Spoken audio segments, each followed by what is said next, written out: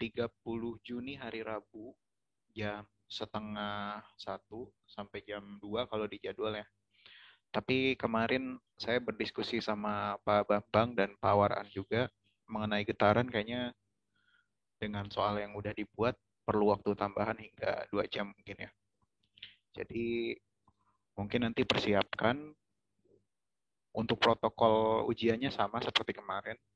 Jadi soal akan kita bagi pecah jadi 2, terus nanti upload satu persatu dan pengerjaannya masing-masing misalkan 90 menit, maka masing-masing soal 45 menit, 45 menit. Kalau misalkan 120 menit, maka masing-masing soal itu 60 menit, 60 menit.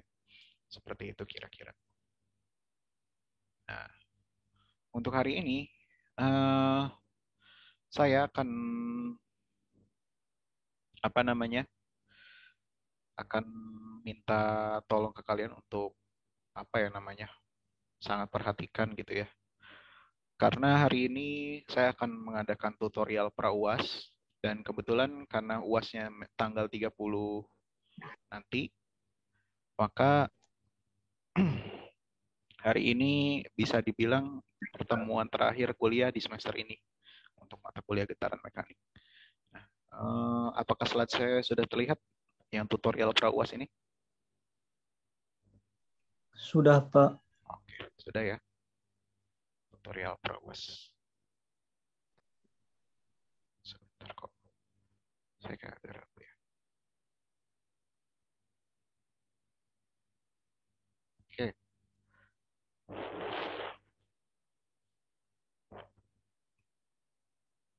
Oke, jadi di tutorial pra-UAS ini kita akan belajar bagaimana kemarin kan kita UTS dari materi langsung saja tanpa banyak latihan.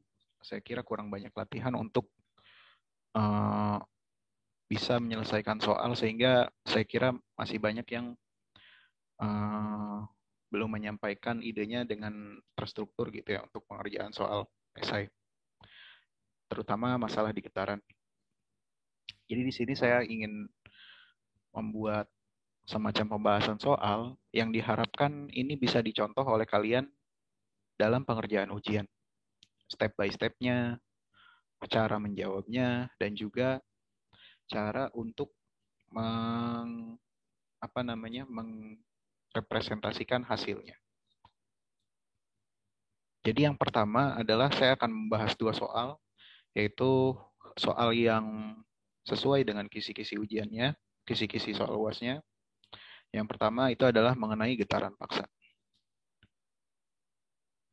Next.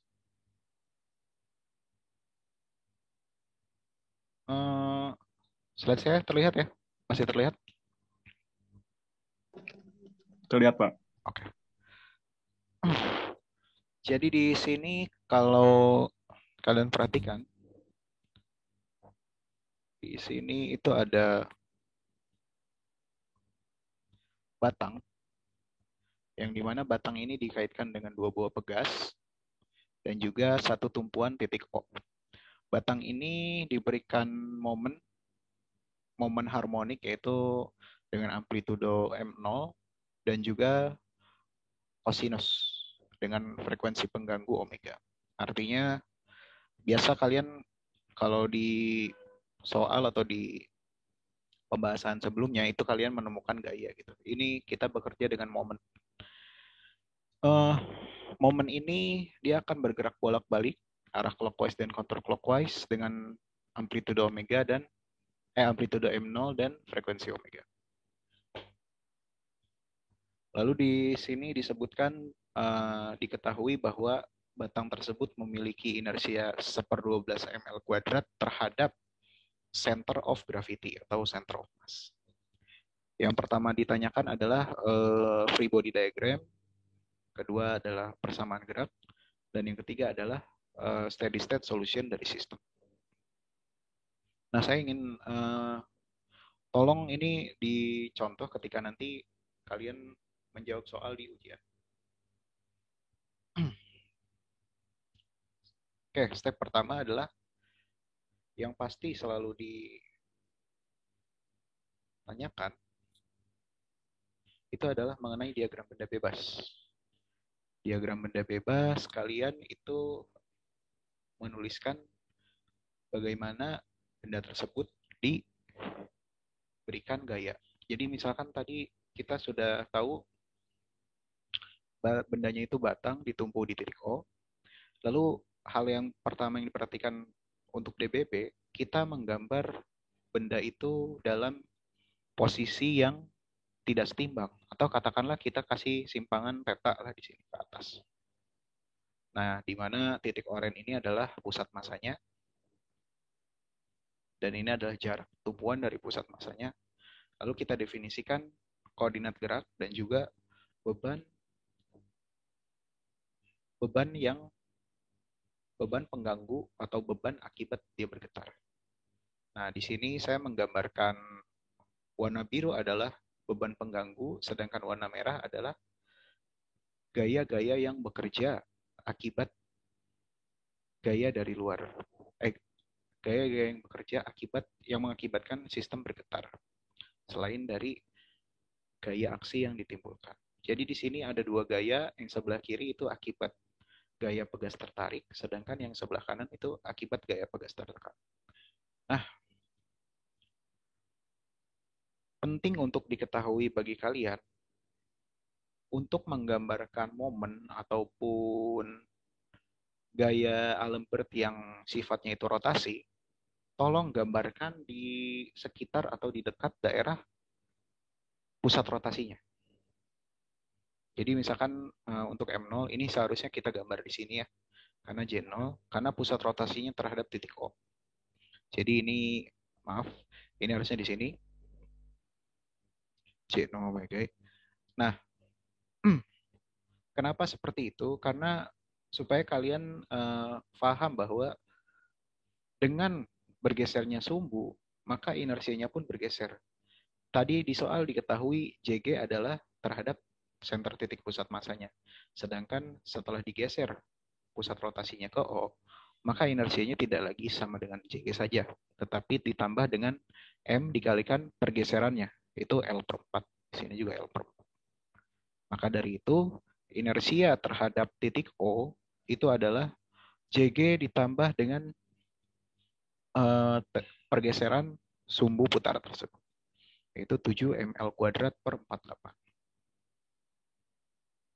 Nah, setelah dapat diagram benda bebas seperti tadi, kalian harus tentukan juga persamaan gerak. Persamaan gerak ini didapatkan dari kesetimbangan gaya. Dan untuk ciri bagaimana cara menentukan titik kesetimbangan gaya, ya lebih gampangnya itu adalah di daerah tumpuan. Nah, dari sini kita bisa gambarkan sigma M sama dengan 0. Lalu di sini ada gaya-gaya yang bekerja, yaitu kateta L/4 dikalikan lengannya L/4 minus momen dikalikan cos omega T. Nah, karena dia momen, dia tidak ada lengan lagi ya. Ditambah J0 theta double dot, ditambah K theta kali 3L/4. Dan ini kalau kita sederhanakan dengan variabel-variabel yang sudah diketahui tadi, maka bisa dapat seperti ini, dan J0-nya kita masukkan 7 ml kuadrat per 48 dari slide awal, maka akan dihasilkan persamaan gerak seperti ini. Ini adalah step kedua. Jadi dari soal tersebut, kalau dilihat, itu kita sudah menjawab 2 poin pertanyaan. Nah, saya ingin menekankan bahwa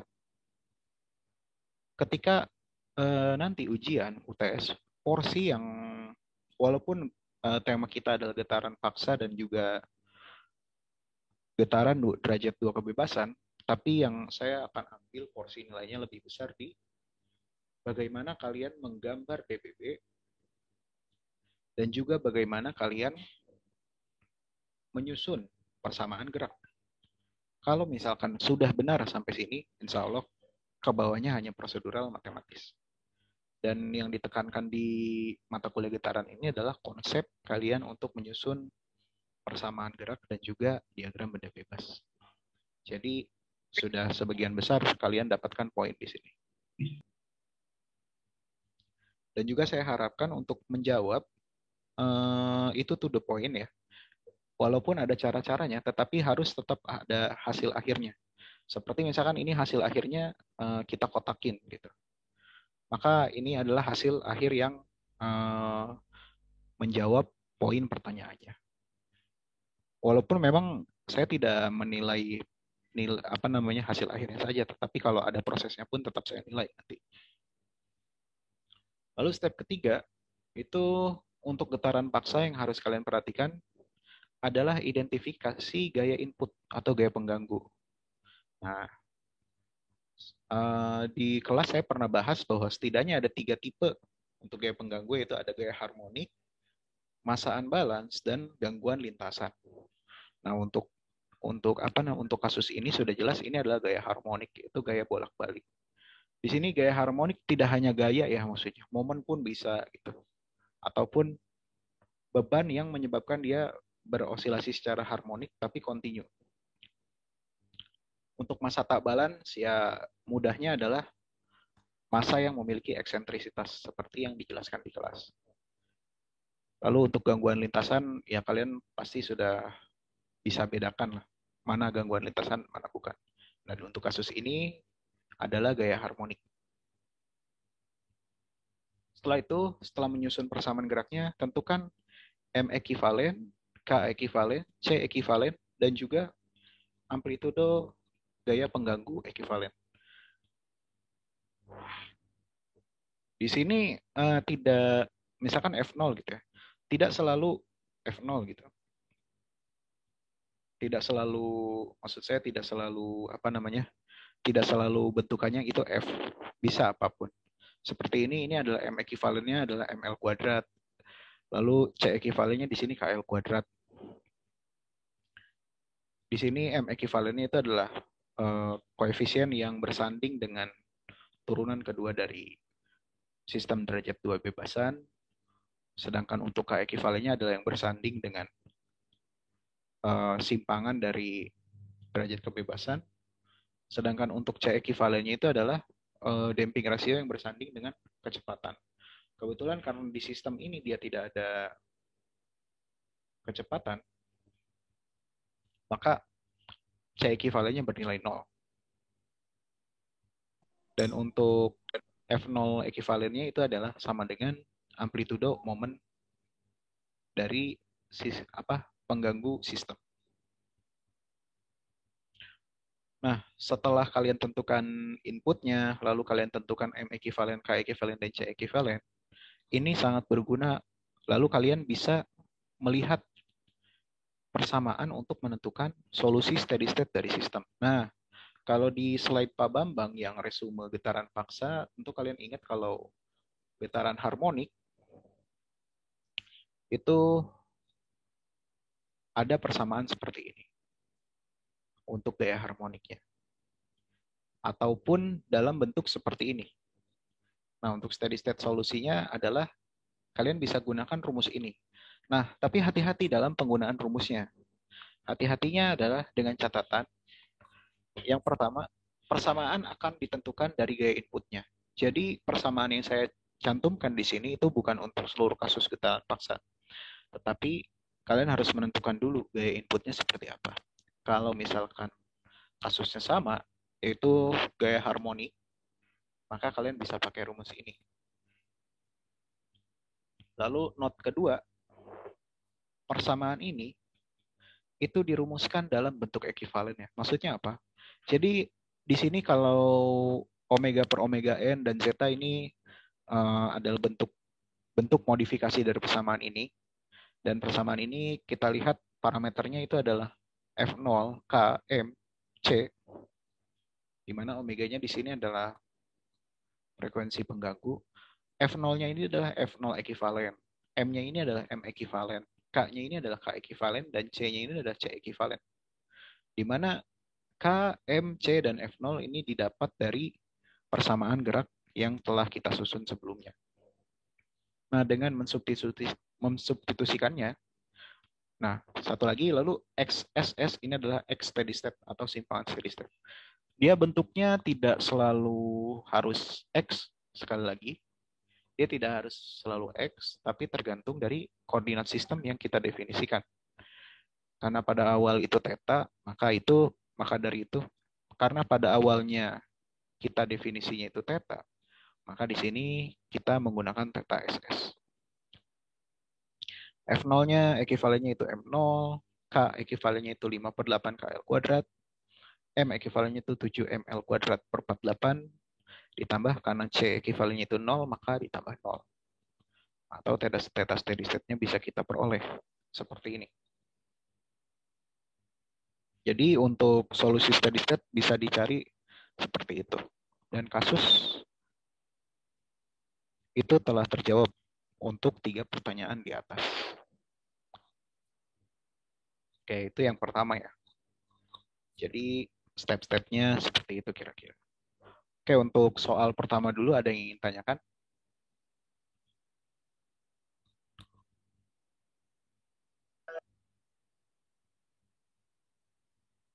Oh, boleh lihat slide yang kedua, Pak? Boleh.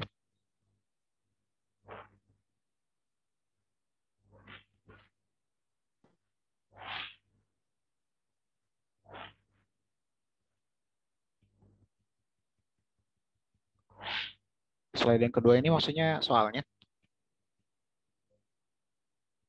Ini? Atau yang mana? Yang ini, Pak, Ya. yang ada inersia, belum ketulis tadi. Oh iya.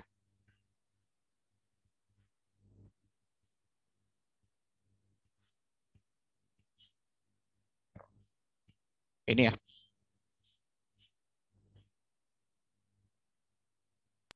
Ya, Pak, bentar, Pak.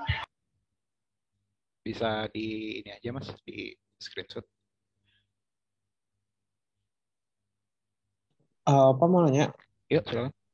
kalau ini yang kemarin di file, yang kemarin dikirim kan ya Pak? Bukan. Ini baru Bukan. lagi. Kalau yang kemarin dikirim itu cuman sistem 2 derajat kebebasan aja.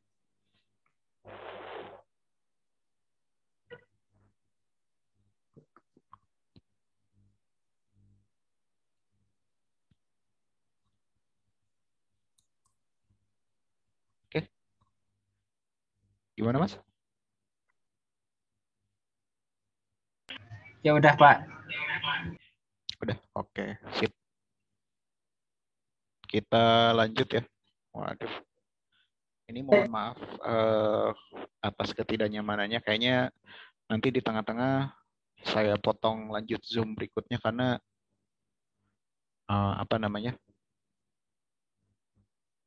akun Zoom-nya ini yang saya pakai bukan yang berbayar. Jadi dibatasin 40 menit. Tapi saya akan coba bahas dulu untuk yang kasus keduanya. Jadi gini, untuk kasus kedua, di sini saya punya 2 massa. Yang satu itu bentuknya silinder, yang satu itu batang. Kalau kalian perhatikan, di sini dia bisa bergerak. Si silindernya ini bisa bergerak kanan kiri atau translasi gitu ya. Sehingga di sini notasinya punya X dan juga dia berputar dengan sudut theta. Nah, tapi di sini di satu sisi dia punya batang yang dikaitkan ke engsel. Engselnya ini berada di sebuah engsel yang dikaitkan di pusat massa silinder. Lalu dia berputar dengan sudut alfa. Nah, sudut alfa ini itu dia independen terhadap sudut theta dan juga X. Sedangkan untuk sudut theta itu dia tidak independen terhadap translasinya. Karena apa? Karena di sini silinder menggelinding murni. Atau kita bisa tarik hubungan X sama dengan R kali theta. Sedangkan untuk sudut alfa atau sudut putar dari batang, kita tidak bisa tarik hubungan apapun dengan koordinat sistem lainnya, baik X maupun theta. Karena dia bergerak secara independen. Maka dari itu, kasus ini adalah kasus di mana getaran derajat dua kebebasan itu bergerak secara independen. Nah, yang ditanya di sini adalah seperti biasa itu free body diagram, lalu persamaan gerak, matrix differential equation, natural frequency, dan juga mode shape. Nah, waktu untuk Zoom yang kali ini tinggal 5 menit lagi. Jadi saya akan bahas sampai diagram benda bebas. Oke, yang pertama adalah mengenai diagram benda bebas. Jadi untuk sistem derajat dua kebebasan, karena dia punya masing-masing derajat, kita akan, masing-masing derajat dan juga dia terdiri dari dua benda, maka kita harus memisahkan diagram benda bebasnya. Yang pertama adalah diagram benda bebas dari silinder, di mana di situ saya gambar ada titik A dan titik P. Titik A adalah center gravity dari silinder dan titik P itu titik kontak silinder dengan lantai. Lalu yang kedua itu bisa dilihat bahwa silinder memiliki dua generalized coordinate system, itu X dan theta, tapi di situ bisa ditarik hubungannya, atau X itu sama dengan theta kali R. Lalu ada gaya D'Alembert translasinya, dan juga D'Alembert rotasinya. Dan X itu adalah theta kali R. Ini untuk diagram benda bebas silinder. Lalu yang kedua adalah diagram benda bebas batang. Batang juga di sini saya gambar dua titik, yaitu titik pengait. Yang di sini itu dia dikaitkan dengan silinder A dan titik berat atau center of mass dari batang. Saya juga gambarkan generalized koordinatnya itu adalah ada alfa dan X, serta di sini ada jarak sebesar R sin alfa. Lalu di sini karena sistemnya itu mirip bandul, maka ada gaya D'Alembert baik rotasi maupun translasi oleh sistem, dan juga ada gaya gravitasi yang menyebabkan dia mengayun. Dan sekali lagi jangan lupa selalu cek inersia yang kita ambil. Nah, supaya lebih mudah, itu ambil saja inersia terhadap titik rotasi yang kalian ambil titik pusat terhadap pusat rotasinya. Misalkan pada hal ini JA. JA ini adalah inersia terhadap titik pusat rotasi A. Sedangkan untuk rotasi titik pusat masanya itu ada di sini. Dan jarak dari sini ke sini itu adalah R. Dari mana R? Karena batang ini panjangnya adalah 2R kalau di soal. Ya, panjang batang ini adalah 2R, sehingga jarak dari titik pusat massa batang ke titik pengaitnya itu adalah R. Sehingga JA itu adalah J2 ditambah M dikalikan pergeserannya. Pergeserannya itu adalah 2R dibagi 2 atau R di situ. R kuadrat. Sehingga inersia yang kita pakai adalah JA itu adalah sama dengan J2 tambah M2R kuadrat. Lalu yang kedua, bagaimana menyusun persamaan gerak? Kita untuk benda satu, kita ambil sigma momen terhadap titik P. Karena hanya ada dalam translasi dan rotasi, maka kita dapatkan persamaan gerak seperti itu. Lalu pada momen untuk benda dua itu kita ambil momen pada titik A, terus kita selesaikan persamaannya, lalu dapat persamaan gerak untuk sistem derajat 2. Dan kalau kalian perhatikan di sini saya mengambil sistem derajat koordinatnya itu dalam theta dan alfa. Karena nanti supaya lebih mudah dalam membandingkan theta per alfanya untuk keperluan mode shape. Lalu yang step ketiga, ini sama seperti kasus kemarin ya, ada 9 step yang harus kalian selesaikan, dan yang harus kalian ambil itu adalah caranya, bukan uh, bukan fotonya, bukan persoalannya. Lalu steady step-nya kita ambil untuk simpangan dan juga percepatan. Nah, kira-kira sampai step 3 dulu. Ini Zoom-nya udah mau mati, kita pindah ke link yang lainnya. Oke. Baik, Pak.